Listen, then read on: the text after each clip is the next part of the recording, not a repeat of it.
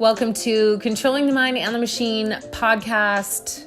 I'm your host, Erica Chadwick. Thank you for joining me. This is episode number 8. And man, I'm not gonna lie. I've got some tension in my body. I am so stressed out over what the fuck is going on. So it's May 31st, and we're kind of ending the month of May with some fucking crazy happenings in the world. And I think that I have a pretty unique perspective on what's going on. And it's funny because I don't think that I ever would have shared what I'm going to share had this not happened, had George Floyd not been murdered like he was. So I'm going to share a little bit about how TacMobility was created. I'm really hoping that there's some new listeners that just get to hear a really cool story. I think it's a cool story. So, okay, so I just want to put this on out there. Warning. I'm going to talk about a lot of different things, and most of the people that do listen to this podcast are law enforcement. Okay. So I am just going to say law enforcement. It is likely that there's going to be some things that you hear that you don't agree with. But it's also possible that the conversation remains open and, that the conversation remains open. I've had so much success being different than people that I'm around, and still being respectful and honoring them. I was thinking about it earlier and I wrote this down and I was like, God damn, girl, you are fucking smart. It takes curiosity and bravery to try and understand why someone is the way they are or why they do what they do. But it takes courage to believe them. That's going to be the tricky part, is hearing what I have to say and kind of believing that it is a part of the story. Okay. So I hope that you have open ears. I promise you, it's going to be a good conversation. I promise you. And I have so many officers, at least 200 officers that I've interviewed over the last 4 years that can attest that civility is so possible, and respect and empathy and compassion and respect are so possible in conversations like this. They're just not practiced, and they're definitely not fucking publicized. Jesus. Okay, so that's out of the way. So we were probably not going to agree on stuff, but that's okay. That's okay. First and foremost, safety is at the top of my list of worries. And that's for so many different things. Officer safety. I did some check-ins this morning just to kind of see how people were doing, just not knowing that they were being called out, right? So half of the people that I reached out to have been called in. And some of these people aren't even they're in special, DEA. You know what I mean? So officer safety, peaceful protesters. It's so cool to see how many people are using their voices in these really powerful ways, including, I don't know if you guys saw that sheriff in Flint, Michigan, that was just he got called out and he's like, what can I do? And they're like, walk with us. And he's like, all right, man, let's parade it up. And, he was in unison with those voices, right? So there are peaceful protesters and protests that are happening. So their safety it's so unfortunate. The residents, I've got a few people that are in the middle of it in Minnesota, and it's no one saw that coming. You know what I mean? So their homes just the fear that all involves is how protected are you? And it's a largely liberal city, so I don't know how well armed people are. So, that poses an aspect of worry. And then I think about business owners, and their businesses, and who all is out there trying to protect themselves, and who all is afraid and in fucking survival mode with a fucking shotgun, and just, it's all gone so in just such the wrong direction. The wrong direction. So I think it's important to focus on what is important about this, which is that officer is guilty. Like, for real, right? And those other officers that were witnessing it are guilty too, because that's your job. Like, that's that responsibility that all of you sign up for. And that's also why so many of you are so fucking mad, is that you guys all signed up for the same fucking thing. And you guys, and the majority of you, from my experience, are out there doing your fucking jobs with as much integrity as you can, with as tired as you are, and with the amount of things that you've seen. And there's these guys out there that are making your jobs so much more dangerous and difficult. So that's the focal point. That should be the focal point. And I think it's worth the reminder as many times as we can hear it, that should be the focus. Unfortunately, looting is the focus. Fucking rioting is the focus. And I'm so angry about it that I don't even know what to do with all of my feelings. So I haven't seen the video. I have a very sensitive heart, okay? I don't give a shit what you think about it. There's just some things that I cannot do. And my boyfriend knows me pretty well. He's a trooper, and he's seen some pretty gnarly stuff. And he's also seen my reaction to some of those things. And I asked him if it's something that I should watch. And he's like, no, do not watch it. He goes, I turned it off halfway through. He's like, I don't want to watch a video of someone murdering someone. Like, that's fucking crazy. Anyways, okay. So the looting, right? So it's gotten so crazy and so out of hand, and it's taken away from everything else. So people are, and you guys would know this best of all, and I've heard this numerous times in interviews with officers, is the subject of Antifa and how they're brought in. I remember the first time an officer said that to me, I immediately rejected that idea. I was pretty pissed off about it. I'm sure I had some pretty negative reactions. I definitely like to be out on my feelings. So I remember hearing that and just being like, that's a bunch of conspiracy ass bullshit. And then another one of my buddies, whom I trust and deeply know, and he was in it in Ferguson, and he said the same thing. And I'm just like, this cannot be true. And now I'm hearing my friends that live in Minneapolis that are in the middle of it are talking about these people that are coming in with no license plates, that are destroying the area, that are doing all these things, that are Antifa. And I've never heard about the group talked about from the perspective of a liberal person. And that conversation changing. So it's super fucked up that they come in and can really like maximize that hype, that adrenaline,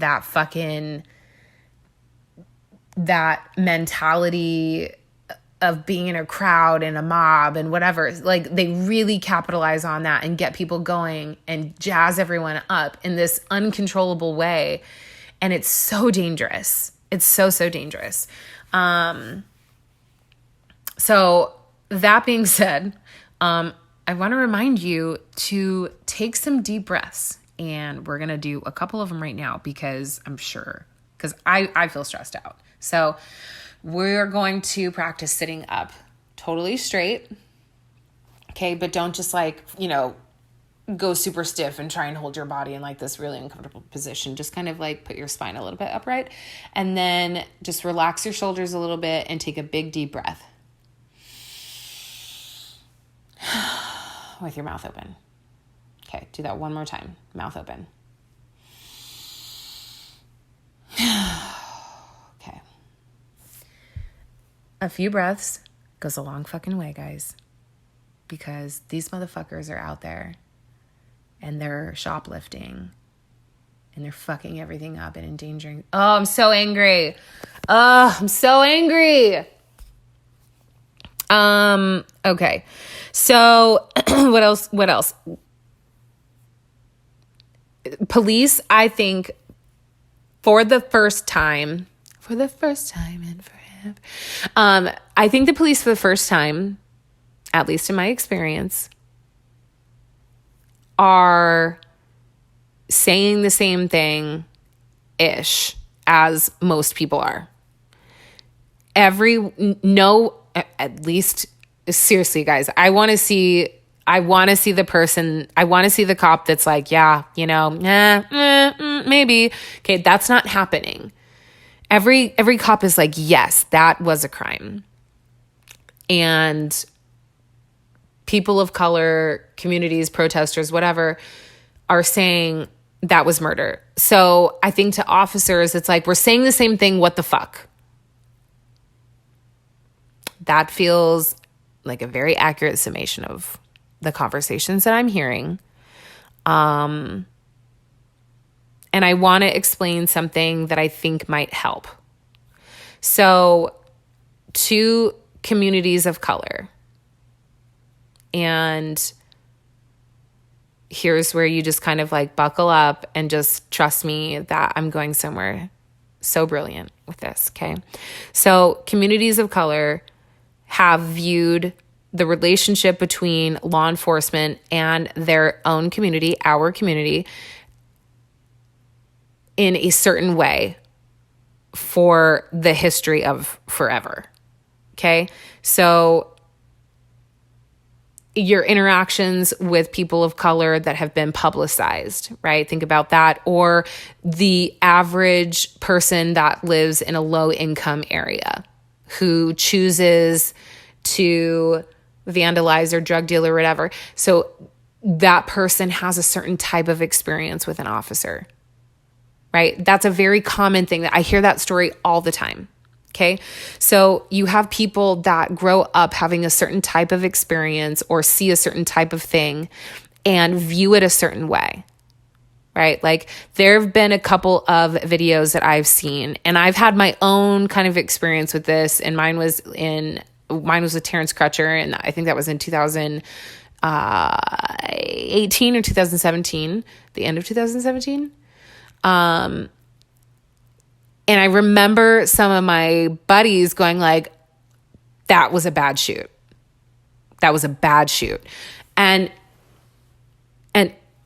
knowing that like there are things that are bad shoots to police officers, but that operate within the bounds of the law, that to the communities of color is just one after the next, after the next, after the next, after the next. So it's just like this compound no, if you will.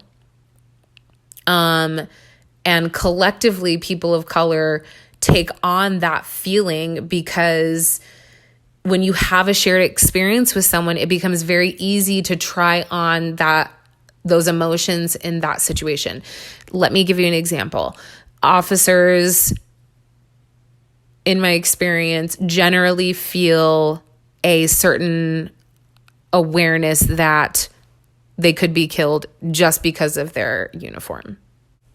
That makes sense then, that if there's an officer that dies in one part of the country, that an officer in a completely different state that maybe has never met them before, know anything about the case, can have this very emotional response to it because they have the same shared experiences. They know what it's like to have that fear. They know what it's like to prepare for it.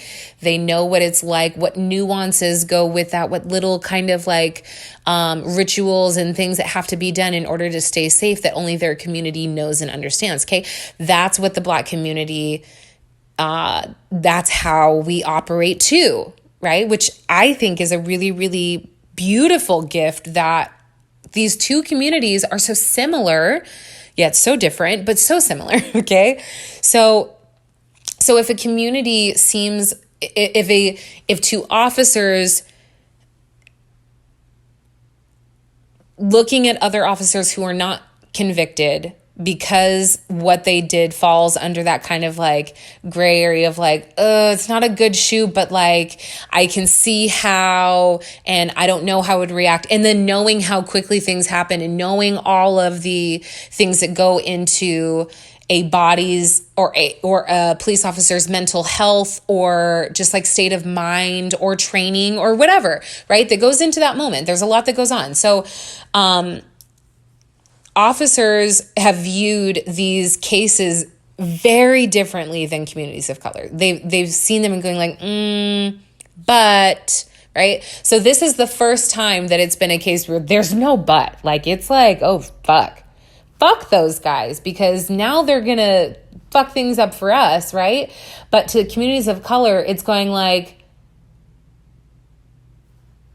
it doesn't matter. You never listened in the first place. What the fuck? Fuck it. It never mattered. So there's no room in from where I'm sitting, there's no room being made for officers to speak out against those four officers that are tarnishing your name, that are making relationships with communities even more strained. There's no space for that. Okay? So there is this big miscommunication that's been happening.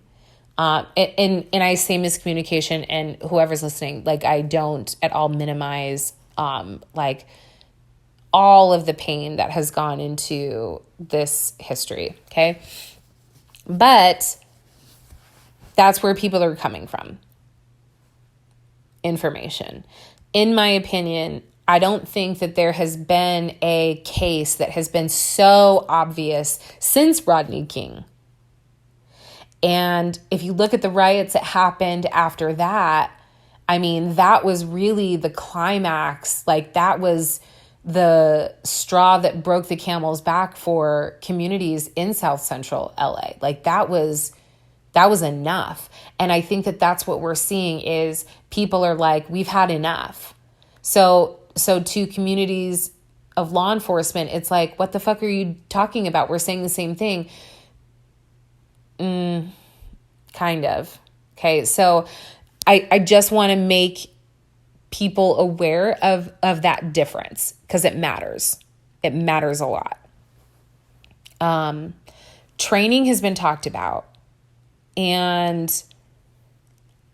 I could not believe in the following statement more. Every cop needs to be trained in jiu-jitsu. Period. I think to the average outsider, it might seem aggressive, it might seem violent, but to give an officer training in which they have full control over their body as a whole, that can only do good in terms of giving them the confidence that they need to neutralize or de-escalate a situation with their bodies instead of their weapons. I think people want to, like, ignorantly think that all the violence will go away and that there's no need to fight. And as much as I don't like saying that this is a natural part of our world, it is a part of our world. Or not natural, but it is a part of our world. This is the cycle that we're in. And so while I appreciate change, no, you need to know that jiu-jitsu teaches them a very, very strong mind-body awareness, very similar to yoga. It forces you to be completely in your body and not in the past or in the future, but present. And the ability to be present is what we want officers to have, right? It's not worrying about future implications or what politics he might be fucking up or what policy he might be breaking, but he's supposed to sort of break this one so that he can save this person, but don't forget to like not break that one, but break that one because it's okay now. Like there's so many things, right? So the ability to not think into the future, to not lean on the past, but to be fully present, that is what trainings like jiu-jitsu can offer officers. It's not just body stuff, it's also mind training. It's important and it's necessary. It's necessary. It's such a sensitive conversation. Like it's such a delicate conversation. That's the word I'm looking for. It's delicate. People want to offer these like bits of or these suggestions or ideas on how police training ought to go. And while the effort is there, the mark is being missed because no one takes the time to understand the intricacies of police training and policy. I don't think that the average person is aware of how backed into a corner the average police officer feels in terms of the busy work called training that they receive, because a lot of the training is based off of politics and not effective like tactics that are given from or where like an officer's input is like put in. You know what I mean? Like there's like chiefs and things like that, but chiefs are really working for the state. You know what I'm saying? Like they're working for the government. They're working for politics as well. So there really isn't a person that exists, a job that exists that says like, dear patrol officer, you go to this many calls a year. What type of response and what type of training would you feel is helpful? What training do you feel like you lack? That conversation doesn't fucking happen. I'm going to tell you right now, it doesn't fucking happen. If it is, oh my God, send them my way. I would love to have the longest conversation. Okay. So training is, in the opinion of a lot of officers, a shit show. It doesn't make sense. So there does need to be some reform in the training and how that operates. But if there isn't the input of an officer in a way that protects the officer's safety, which ultimately will protect Black skin, and I will continue to explain what I mean by that, so stay with me. But like, if it doesn't have police input, it's not going to be effective. It's just going to appease people who don't really want to be involved in it. And by that, I mean, it takes, going back to that quote from earlier, it takes curiosity and bravery to try and understand why someone is the way they are or why they do what they do. Curiosity and bravery. That doesn't happen. And then it takes courage to believe in that. For fucking sure it's not happening. Okay. The militarization of police is something talked about. I remember going to conferences in California I remember in Oakland, I went one year. It was my first year out there, and it was called Urban Shield, and it was like defensive tactics. Yeah. I mean, like it was exactly what people say the militarization of police is. It was that, like Bearcats and fucking all of like the helmet and gun companies. And so it was protested, and it was really, really crazy to see that, you know, and then there were like human chains, and they were like, you know, this stuff can't be happening, and they're not the military and all this stuff. And I was like, yeah, totally. And then I started talking to officers and hearing some of the stories and hearing about the level of violence that a majority of officers experience. And it was mind-blowing to me that we can have a conversation about the demilitarization of police without also having a conversation that like we live in a super fucking violent world that most of us don't know about, myself included. I I am not safety conscious at all, ever. I don't think, every once in a while I'll be in a parking lot and I'll look into a dude's eyes just to memorize his clothing because he looks a little sketch. But for the most part, I don't ever think about my safety. Okay. I don't think that there's bad things happening. I generally think that love and abundance are going to come to me, that people are trying to be their best selves, that people are, want to do good. And, most of the officers that I talk to are like, bitch, no, that's not the world that we live in. You live in La La Land. Okay. Most people do. Especially if you live in the suburbs like I do. Okay. So when there is that type of separation where you are far removed from that level of violence and you don't understand the level of violence that they're met with, that they have to neutralize, it's an unhelpful statement. It's an incomplete statement, an argument.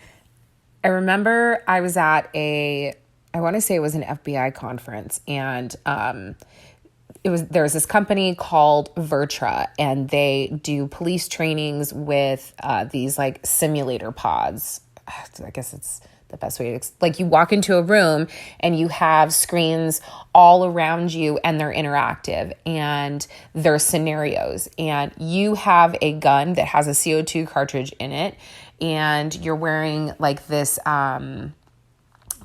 shock pack thing, I guess, that just sort of vibrates when you get shot. So everything is simulated. Okay. So I went in there very set on my opinion of how officer-involved shootings work and operate. And I did the simulation, and I was responding to a call. So you start the entire simulation. You're in a patrol car and you're speeding down a road. Okay. And you're listening to your siren, and you're also listening to dispatch, and you're speeding. So those three things are happening and your adrenaline is going. And I'm just fucking watching this on a screen, you guys. Okay. And I'm an empath, so that probably makes it way more intense. But so I'm driving to the scene, listening to what the suspect, or the description of the suspect, the situation that's going on. And I arrive on scene, and there's this domestic dispute that's happening. And all of a sudden, this woman is waving a gun. And you're supposed to be calling out your orders to the screen. And everything is going to be played back, right? So that you can use it as training. This is what you did wrong. You should have advised them of their rights, or you should have done this differently, or whatever. Okay, so you're supposed to tell this person to drop the gun, whatever, and this person's in a vehicle and they're holding the weapon. I tell them to drop the weapon. She throws it, hits the ground, comes out. I order out of the vehicle and get down on your knees. She's on her knees, and then she reaches for the gun last minute and shoots me. And again, this is a simulator, so she shoots me, so I get electrocuted and I shoot, and I end up shooting 3 times, and once I shot her in the leg and the other times were other places. I don't even remember. Okay. Everything happened in a fucking second. And I walked out, and the guy that, you give your packs and whatever to, I fell into his arms and I started sobbing. Shaking, sobbing. In a fucking second, all of my opinions and my ideas of how officers should do their job crumbled in an instant when I put myself in their shoes a fraction of the way. A simulation. And I didn't know what decision I made, because there's so many emotions that are going on, and there's so many factors that are present. And on top of that, you have being afraid for your life, being afraid for other people's lives, making sure that you don't break any laws, making sure that like you're doing everything right if someone is recording you, because they probably are, plus getting there safely. There's so many things. And I don't know the answers to all of that, but I do know that it's just not a simple conversation. The conversation right now, it's too goddamn simple. Someone actually sent me a message and was really upset with my take on all of this and said that they were for the dismantling of the police. And I was like really shocked by that. I never actually heard anybody say that.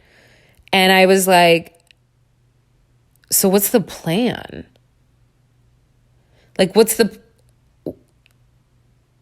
gonna take care of the guys that are like stealing from businesses, or who's gonna respond to the domestic violence calls?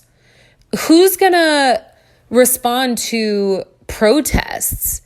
It's dismantling is literally not a solution when the problem, there are changes that need to be made. You don't fucking throw out the baby with the bathwater, which I hate saying that because it's super insensitive. But like, for reals, I don't understand that logic. So I am definitely opening that up for somebody to send me a message or send me an email, tacmobility.az@gmail.com. I really would love to know. Yeah, man. So there's just more to the story. That's what I have learned in these last almost 8 years of befriending cops and exploring what it is to be a Black woman in America, to be hurt, to have my own history with police and what my parents taught me about that. And those things are ingrained in me, right? There's just more to the story. There's more to the culture. There's more to patterns of behavior. There's just more to history, right? On both sides. And if there isn't this willingness to fucking be curious and understand why someone is the way they are or why they do what they do, we're not going to see change. We're going to see policy change.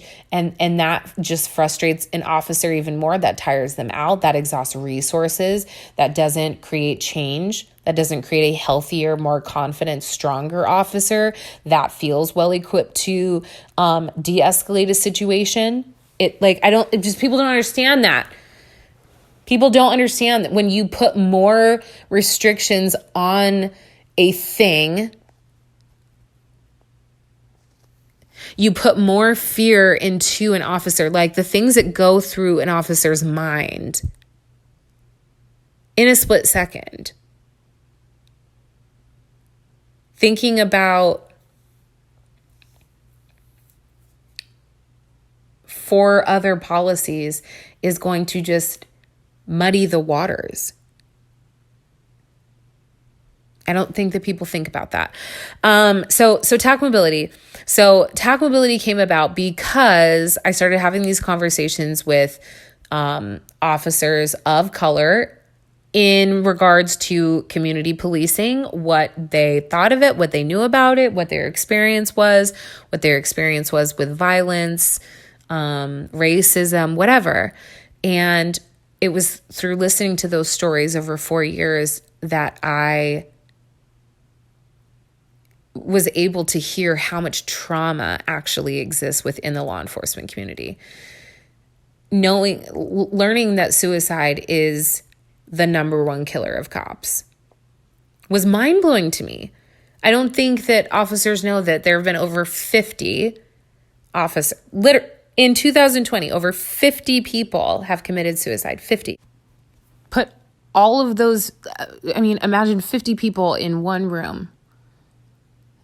And then think about that those are your brothers and sisters. And that's just for 2020. So there's an organization that's called Blue Help, and they record police suicides. So it's anonymous, and they do these routine check-ins with police departments. So it's very accurate. And based off of their data, since 2016, there have been 777 police suicides. It's time for change. Everyone's ready for change. But if we don't remain focused on calming ourselves down so that we can respond to this the way that we really, really want to, we're going to miss out on this opportunity. You guys are going to miss out on an opportunity to get the support that you deserve. Straight up support that you deserve. You deserve you deserve better pay, because you don't get paid well unless you work overtime. So you're working overtime, which increases your stress load. All stressed out. Okay, how does that impact your family life? Your family life, if that's strained, how does that impact your stress level, right? All that stuff compounds, making life really, really hard and difficult. Plus, all of the policies that you have to adhere to, plus all of this public negativity, plus having to respond to riots, right? So there's a lot of stuff. And people are not going to make it easy for you to focus on wanting change or the fact that those 4 cops need to be called out so that they remain separate from the force. But it doesn't change the fact that that conversation needs to still be happening. It's your guys' honor to do that for one another.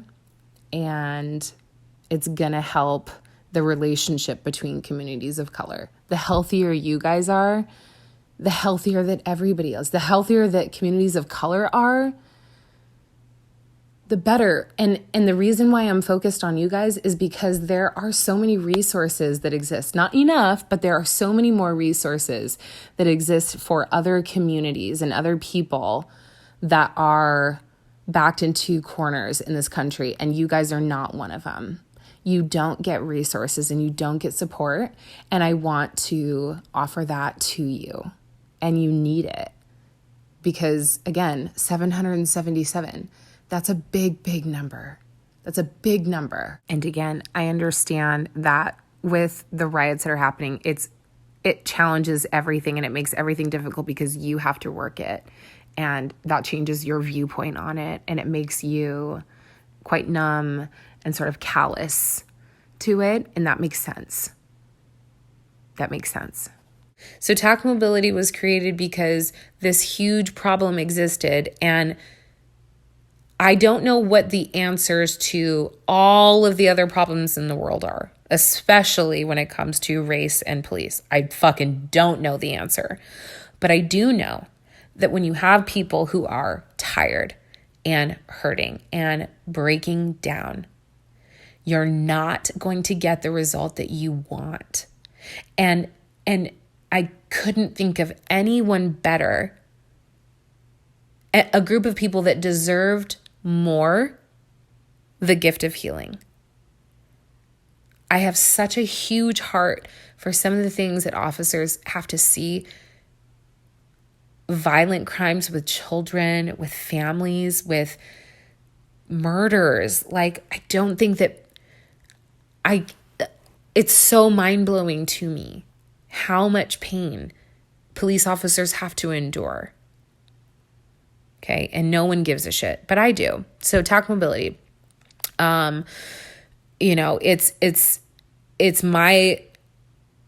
it's everything that I've learned about de-escalating my own nervous system. It's giving officers the education on how their nervous system works, how their physiology works, how stress impacts their muscles, how your environments, how you were nurtured, all that stuff plays a part into how you process the world and your perspective.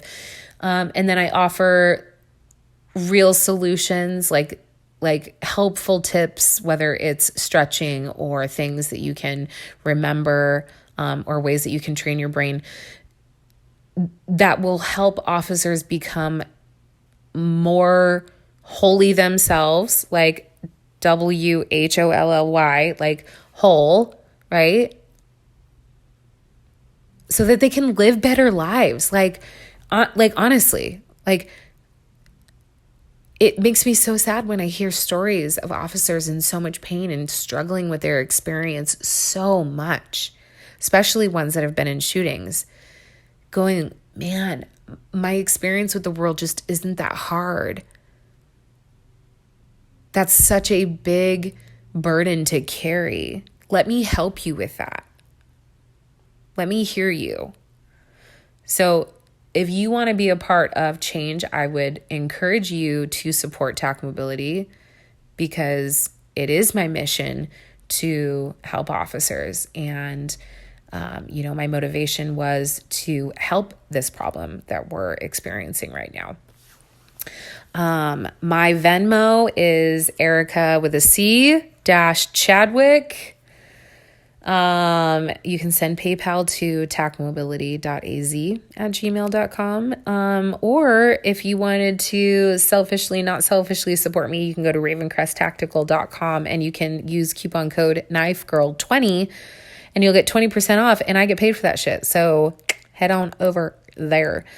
I appreciate you guys listening to this. This was a lot of talking. It was a lot of information. But I think that I covered most of the things that No, I didn't. Oh my God. I almost forgot to end with this. I wanted to offer some of you police officers out there some things that you can accept. I think the gift of acceptance is something that we all need to experience, because it releases you from so much unmet expectation. Okay. And unmet expectation just breeds resentment and anger and bitterness, and all of those emotions make for a fucked up body. Okay. When you have fucked up emotions happening inside your body gets fucked up too. Period. So things to accept. Training. You can expect to have some training come down the pipeline that you will view as bullshit. Okay? So when that happens and you hear it and you go, that's fucking bullshit. Remember back to this moment when I said things that you need to expect or accept as I don't have control over it, so I'm just going to go, okay. I can still do it because I'm a mature ass adult, and I can send Erica an email at todaywastough@gmail.com and be like, this shit at work today. And she'll fucking listen, okay? Training's gonna be a little crazy. Policies. Y'all, policies. Paperwork. Conference calls. Policies. All the things that go with that. Stress. Accept it. It's coming. It is coming. I don't know what the exact stress of that feels like. I only have it from a partner perspective. But know that that's in the future. Officer involved shootings. You can expect to see an increase of officer involved shootings. A buddy of mine talked to me about the relationship of increased shootings after Ferguson, and with something like this, as national as it was, I think that it's fair to expect that. So accepting that is and this is something that I think a lot of you do already, but just accepting that could be a part of your experience. That could be a part of someone in your squad's experience or someone close to you, okay, your department. That's possible, okay, if it hasn't already happened. Other things to accept. That breathing is crucial. When you hear something that makes your job feel threatened, or when you have somebody physically threaten you, or when you feel like you have to be physically ready for something, your body goes into survival mode.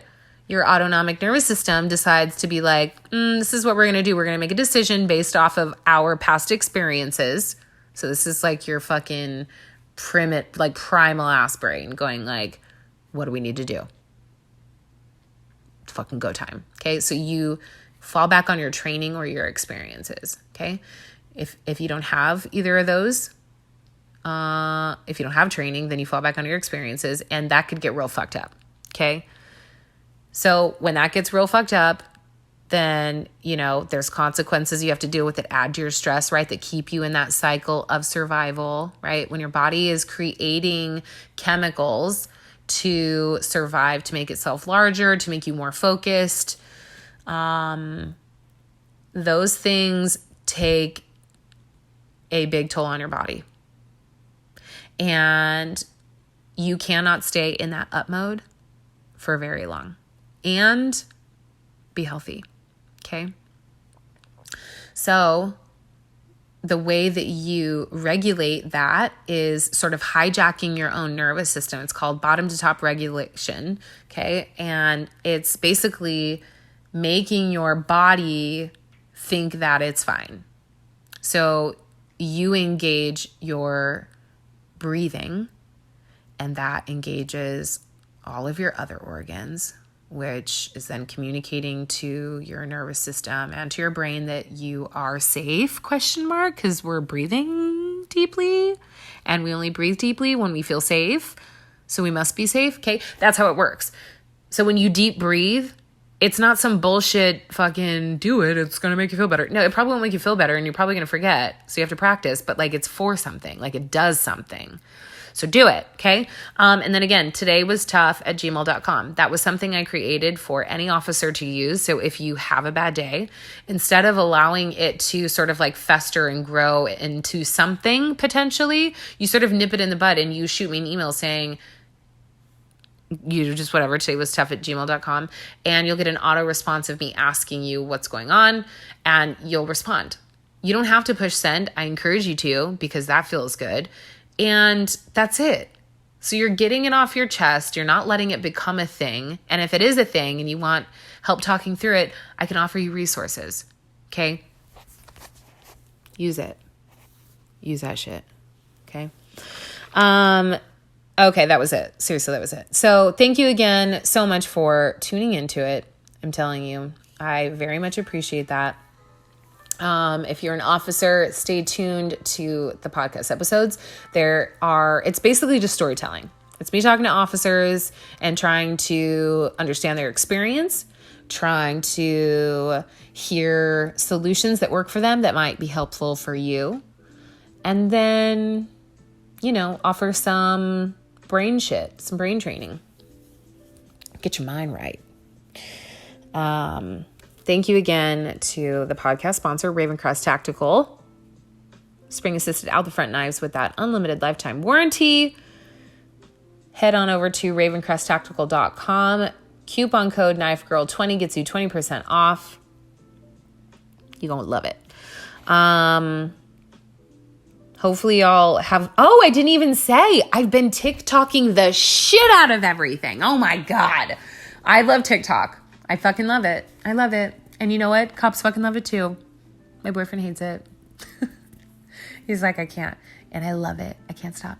So I've been posting a bunch of stretching videos. Obviously, they're sped up, but, do them. And I'm going to do a little recovery giveaway. So I've got some foam rollers and lacrosse balls and shit to give to you guys to make you feel better. So stay tuned for that on the social meds over at TacMobility on Instagram and TikTok. YouTube as well. Stay safe. Stay sane. See you next time.